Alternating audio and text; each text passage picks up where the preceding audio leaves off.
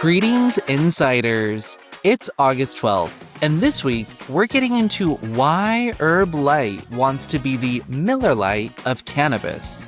Plus, Dollar Tree's first AOR, ChatGPT measurement gaps, a new creator model, and Columbia's Flat Earther campaign finale. I'm Parker Heron, and this is Ad Age Insider's weekly report. Subscribe wherever you're listening so you never miss my roundup of industry news you need to know. And catch our deep dive conversations with Ad Age reporters every other week. Next Friday, our tech reporter Garrett Sloan will be on to evaluate how AI has and hasn't changed industry infrastructure. Anyway, back to this week's news. They reflect an industry testing new entries, new models, and new measurement tools, often by drawing on what already works. First up, some account win news. Dollar Tree has selected independent agency Tombras as its first ever creative agency of record. This comes ahead of a national brand campaign expected in September. Although 94% of U.S. consumers already know about Dollar Tree, its CMO asserts that converting infrequent shoppers to one additional visit represents a $1 billion annual sales opportunity. The new campaign will focus on raising customers' awareness of Dollar Tree's broader assortment rather than explicitly explaining its pricing model. Here's a quote from Dollar Tree's CMO Brian Messerschmidt. Quote, "We're really capturing the emotional side of who we are, but in a very fun and thrill of the hunt type of way. So really demonstrating assortment, demonstrating all the things that make Dollar Tree great, value, convenience, discovery. But that emotional pivot between need and want, that is what we are trying to capture in the work." Dollar Tree's move signals a deliberate shift from lower funnel performance marketing to full funnel brand building. Although Dollar Tree continues to add more items priced above $1, which it's been doing since 2021, the brand's awareness figures have not changed significantly. So, a little lesson. When awareness is already high, the next lever is emotional connection and frequency.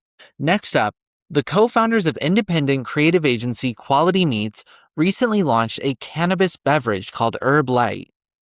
Designed to replicate the experience of drinking light beer, their beverage is non-alcoholic and low in THC, just 1 milligram per 12-ounce can.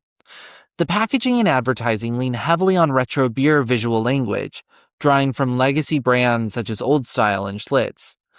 The co-founders have been collecting old photos from friends and family and digitally inserting Herb Light cans into them, making it look like the product has been around for decades. They've also designed a few AI-generated videos done in retro style. In a THC beverage market crowded with high-dose, one-and-done products, Herb Light uses nostalgic beer tropes as a strategic shortcut to help consumers understand what to expect before they take a sip. The approach mirrors Miller Lite's playbook from the 1970s, lead with drinkability instead of dosage.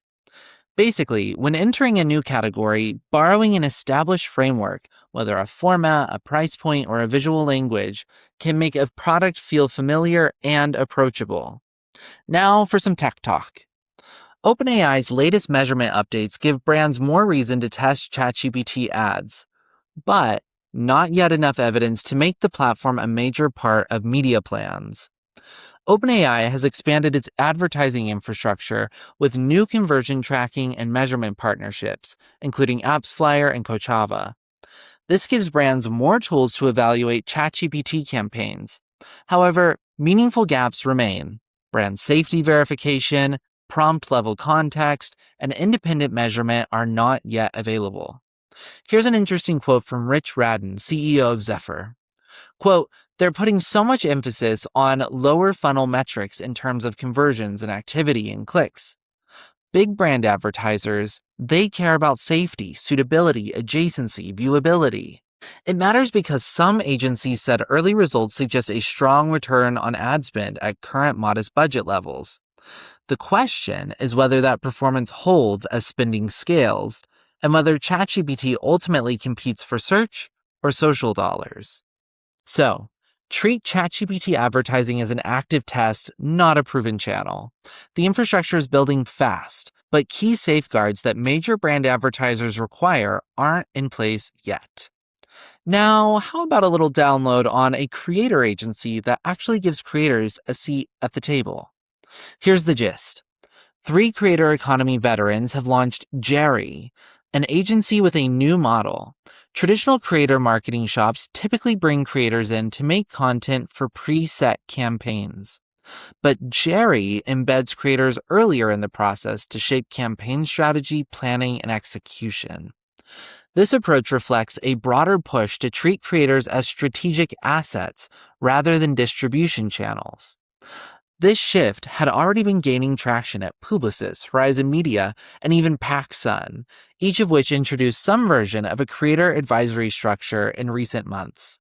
What this means for you is creators who understand audience behavior and platform algorithms are increasingly being asked to inform strategy. Understanding that value and how to articulate it matters whether you're on the brand, agency, or talent side. Finally, here's your weekly creativity inspo. Columbia Sportswear has ended its 8-month campaign that challenged flat earthers to locate the edge of the earth. As a reward, the brand had promised to hand over ownership of part of the company to anyone who succeeded. Shockingly, no one could actually prove the earth is flat. The Adam&eve TBWA campaign wrapped with Columbia Sportswear CEO Tim Boyle issuing $100 gift cards as consolation prizes, and a few others will get coveted prizes such as a stuffed beaver and an old sled. You can watch the whole spot on adage.com. And that's your weekly report. Thank you to my fellow Ad Agers for lending their fabulous reporting to today's roundup, and thank you for listening. I'm Parker Heron, and this is Ad Age Insider's Weekly Report. I'll catch you next week.